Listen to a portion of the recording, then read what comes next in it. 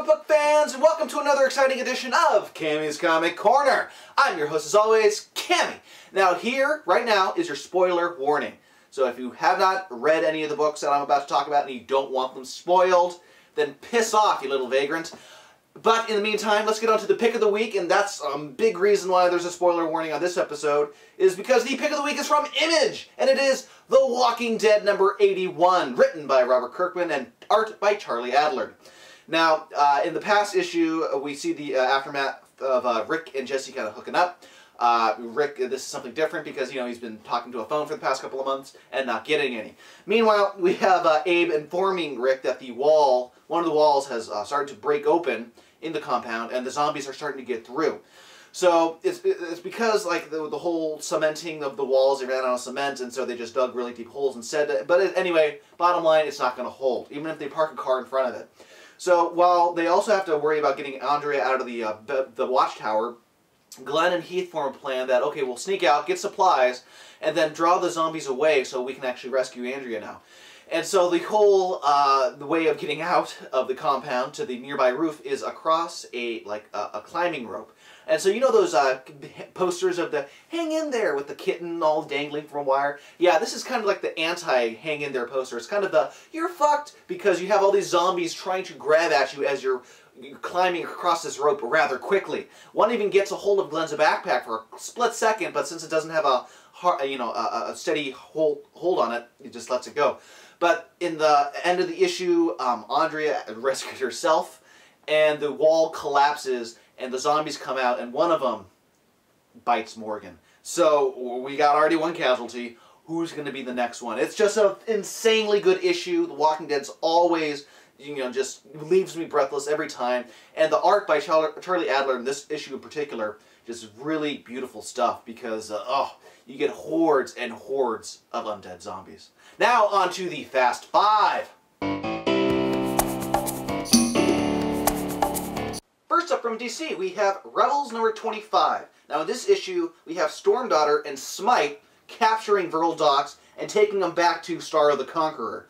Meanwhile, Starro, like any good villain, explains his plan to Vertigo docks before he, kills him or has him under his control. Turns out that the Scions were cloning the Zarians, Lobo's people, and they're going to have this huge army of just Starros on Lobos, pretty much. An army of Lobos, and then they're going to rule the galaxy that way. Before Vertigo can actually ask and put together, wait, well, why isn't this already happening? They stick him with the Starro, and, now he's under their control.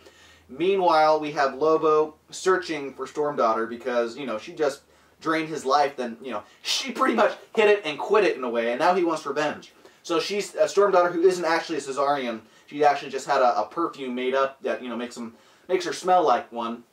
Goes and confronts him again, and he has a Thanagarian clothespin on his nose, and actually doesn't even give her a chance to fight as he takes his hook and chain and just lobotomizes her. Well, pretty much, it's right through her head, so it's either she's going to be like, for the rest of her life, or she's pretty much dead.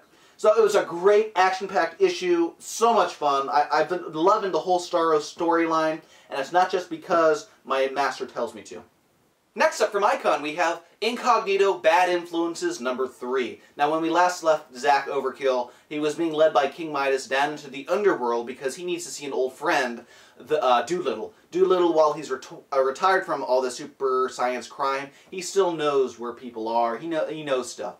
So while King Midas isn't welcomed with open arms, neither is Zack as much, but Zack gets the information he wants, but unfortunately his promise to King Midas that he'll protect him kind of falls through. They see King Midas as a traitor for leading him down the right path, yada yada yada. Basically, he's still trying to find Simon Slaughter, and a lot of people are now starting to piss Zack off. So, to blend in a little bit more with the crowd, he goes back to his own self, his old self, and just destroys, annihilates, and, gets the respect again of why he should be feared. Meanwhile, we find out that he does find the laboratories for level 9, and he destroys a couple of them. That piques Simon Slaughter's interests, so now Simon is going to be on his tail, it seems. Great issue, just the gorgeous Sean Phillips art in this. It was delayed for quite some time, but it is well worth it. now that I see it once again. I just melt into a warm puddle of goo, people. Good, good stuff. Next up from Vertigo, we have Cinderella Fables Are Forever #1. Now, just look at this cover alone, and it'll tell you what to expect in this issue. It's during the Soviet Union. We have our super secret spy from Fabletown, Cinderella, on the case. There are rumors that the Soviet Union has their own Russian fables in their own little shadow-like fable towns, and so it's up to Cinderella to go investigate.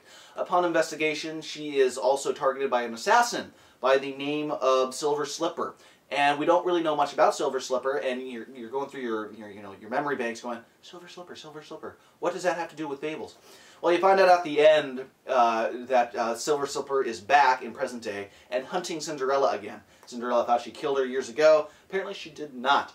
But we also discover that Silver Slipper is Dorothy from The Wizard of Oz, because if you remember in the books, they actually had silver slippers, not ruby slippers. So it was a very cool plot twist. There's lots of action and super secret spy stuff going on in this issue. And if you like the first miniseries of Cinderella, you'll definitely love the second one. And especially if they keep giving me those Chrissy Zulo covers, I'll swoon every time. Good, good stuff. Next up from Marvel, we have Black Panther, The Man Without Fear, #515. Now, when we last left him on the rooftops, he was looking down at this one building tenant who just died. And now it's up to Black Panther to go and fight Vlad the Impaler now. And you find out that while he does get charged from electricity, from like nearby fallen wires, that's not the source of all of his power. As he makes his daring escape, Vlad goes back to his basement where he has one victim up to this like kind of science-looking torture device, and he drains his life pretty much. But that gives him enough charge to be the electric, Vlad the Impaler that we all know in Hell's Kitchen. I know.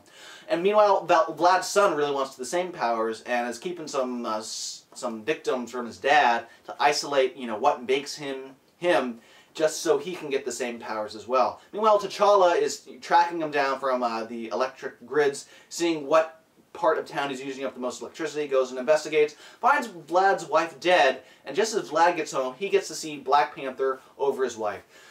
Uh-oh, someone's in trouble. But the art on this is just continuously gorgeous. Francesco Francavilla is starting to become one of my favorite artists in 2011 here because of just this art alone. There are gorgeous spreads in this issue that they're just mind-boggling. You should go pick this up for the art alone. Even if you're not a fan of Black Panther, and shame on you if you are not, it's a good character. The art in this, so worth the price of admission. And finally this week from DC, we have Batgirl #18. Now, this is the Valentine's Day issue, and while I wish that Stephanie Brown was my Valentine's date, apparently it's weird to date cartoon characters you see in comic books. Whatever, society, whatever. So we get introduced to Clarion the Witch Boy in this issue as he's looking for his pet cat who's been slaying several people in Gotham, taking out their hearts, looking for the perfect mate. Because apparently Clarion separated him from another cat because he got jealous. So anyway, now it's up to Batgirl to help him out, track down his cat, who apparently is a werecat now too, and battle a werecat, and go back in time to find the perfect mate.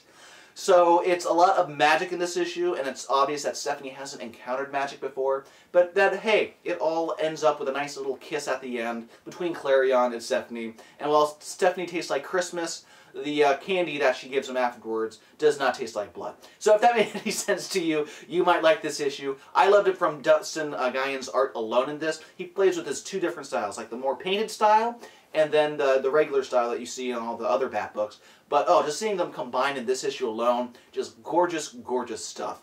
Again, this is why Batgirl is such a fun read. And if you haven't jumped on board yet, this would be a good issue to come in on. It's nothing you need to know in this issue.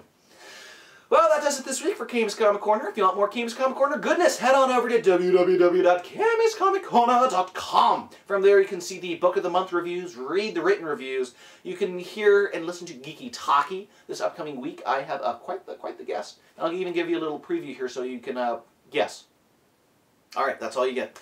Also, big shout out to Rising Sun Creations at rsc-online.com. They specialize in the best of US comic books, manga, and collectible toys imported straight from Japan. If you want any more information, head on over to rsc-online.com. Or if you're in the San Diego area, stop on by their Mission Valley location. They'd love to meet you. Tell them I sent you. So that does it this week for Cammy's Comic Corner. While there's no football anymore, there's Grammys and stuff. this weekend, right? So I guess that's cool. I don't know. I really do not know. I'm going to have to actually catch up on old TV shows like Californication and Shameless and a lot of Showtime stuff I noticed, and Robot Chicken. But anyway, this has been Cammy's Comic Corner. I've been your host, Cammy. Sayonara, suckers.